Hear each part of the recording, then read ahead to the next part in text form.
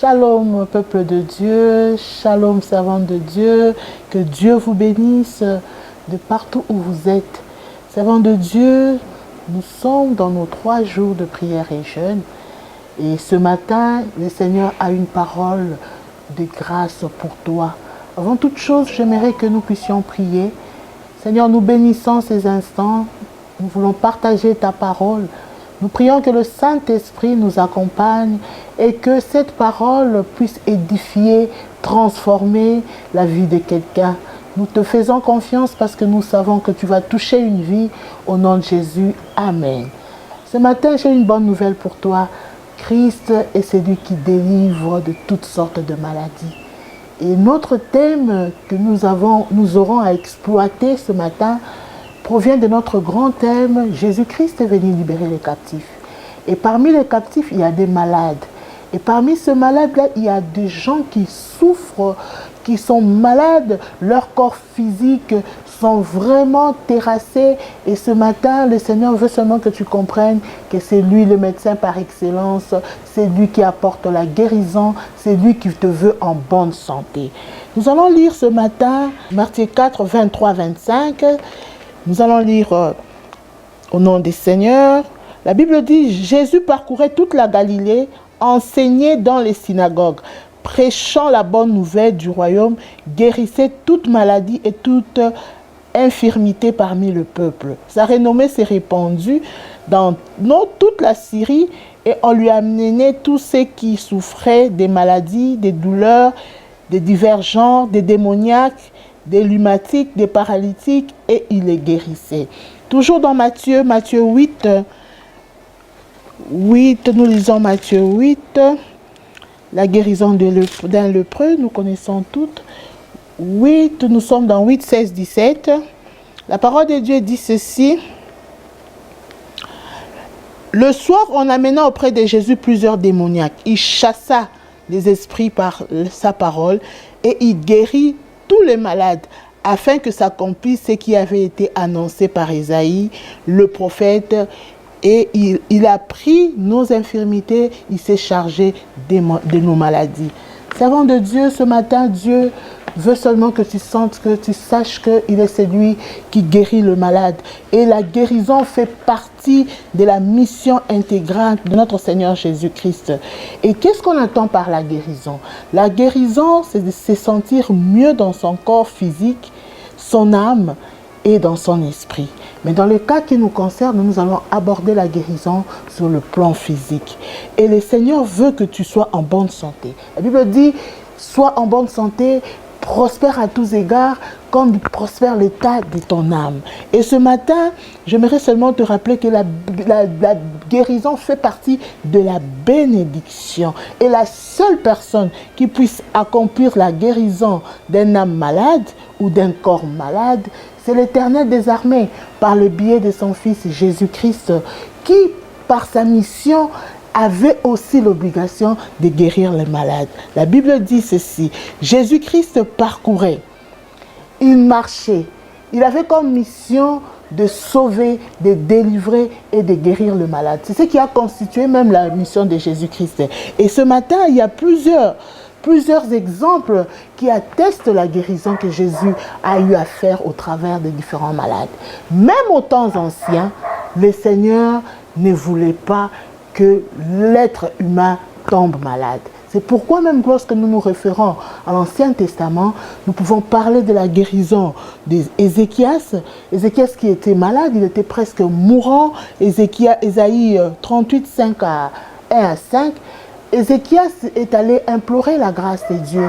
Il est allé demander à Dieu de pouvoir lui donner la guérison. Et le Seigneur, lui qui était déjà au chevet de la mort, Dieu l'a visité. Ézéchias a retrouvé la santé. Et le Seigneur lui avait ajouté 15 ans. Toujours dans l'Ancien Testament, nous pouvons parler aussi de l'exemple de Naaman dans 2 Rois 5, 1 à 14. Celui-là qui a été guéri de la lèpre par Élisée. Et Abimelech et sa femme, alors qu'ils étaient tous malades, Abraham implora la grâce de Dieu. Il dit, Seigneur, tu peux guérir mon serviteur. Et le Seigneur avait écouté Abraham.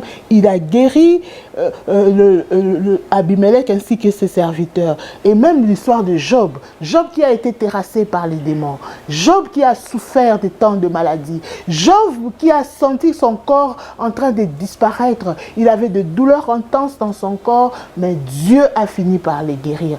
Et c'est Dieu-là qui nous veut en bonne santé. Il est le même hier, aujourd'hui, éternellement. Si dans l'Ancien Testament, il a eu à opérer, dans le Nouveau Testament, c'est son Fils Jésus-Christ qui est descendu.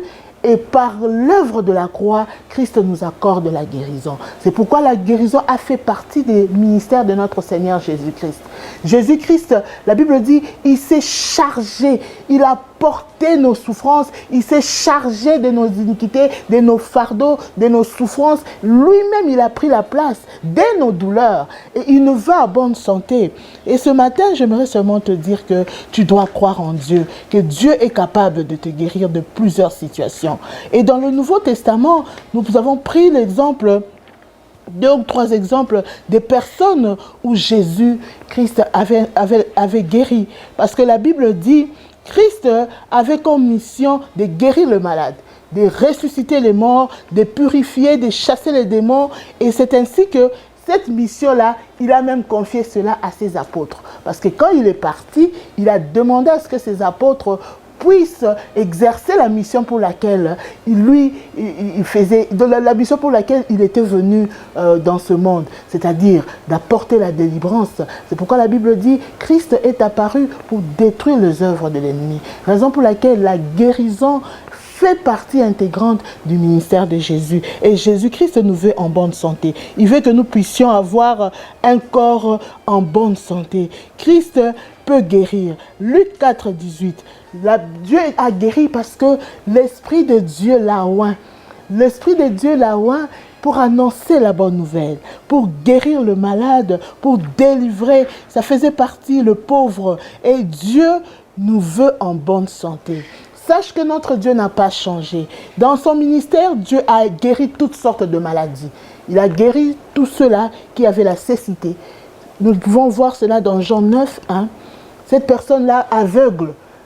Les apôtres lui ont demandé, Christ, est-ce que cet homme est né aveugle? Est-ce que cet homme, c'est parce que ses parents, Dieu lui a dit non, parce qu'il a commis un péché? Le Seigneur a dit non. Et le Seigneur a dit, je t'accorde la guérison. Et quand cette personne aveugle s'est approchée de Jésus, il a dit, Seigneur, est-ce que si tu peux? Le Seigneur a dit, oui, je peux. Il a accordé la guérison. Et cet aveugle de naissance a recouvert la vue. Bien-aimés dans le Seigneur, nous avons l'histoire des personnes qui avaient la lèpre. Matthieu 9, 1 à 4. Cette personne-là était atteinte de la lèpre. Le Seigneur l'a guéri de cette lèpre. Il y avait des paralytiques où Jésus-Christ a guéri le paralytique. Il y avait cette femme-là qui avait une perte de sang pendant plus de 12 ans. Lorsqu'il a touché Christ, Christ a changé sa vie. Christ l'a guéri. Ce matin, je voudrais te dire, rien n'est impossible à notre Dieu. C'est lui le médecin par excellence.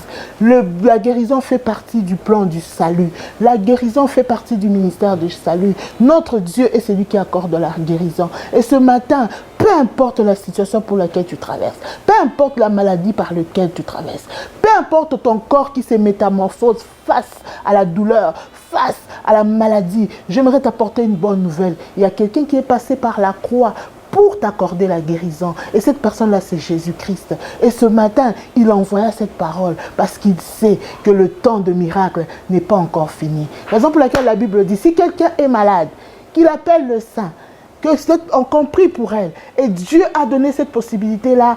Jusqu'à aujourd'hui, les serviteurs, les servants de Dieu sont là pour prier pour toutes les malades. Et le Seigneur dit encore dans sa parole, il est celui qui apporte la paix.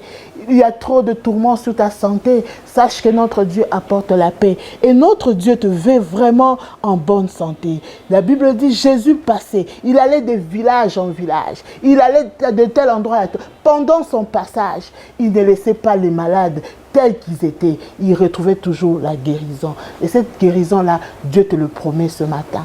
Cette guérison-là, Dieu va le faire pour toi. Il suffit seulement que tu comprennes que la guérison fait partie du salut. La guérison fait partie de l'œuvre salvatrice. Ça fait partie de la mission de Jésus. Et Dieu, puisque c'est sa mission, il le fait si bien. Le Seigneur ne te veut pas malade. Il dit, je souhaite que tu prospères à tous égards, comme prospère l'état de ton âme. Dieu te veut en bonne santé. Dieu veut que la maladie quitte ton corps. Dieu veut que tu sois délivré. Dieu veut que tu sois restauré. Peu importe la maladie. Jésus n'a pas peur de la maladie. Ce qui t'effraie aujourd'hui n'effraie pas Jésus.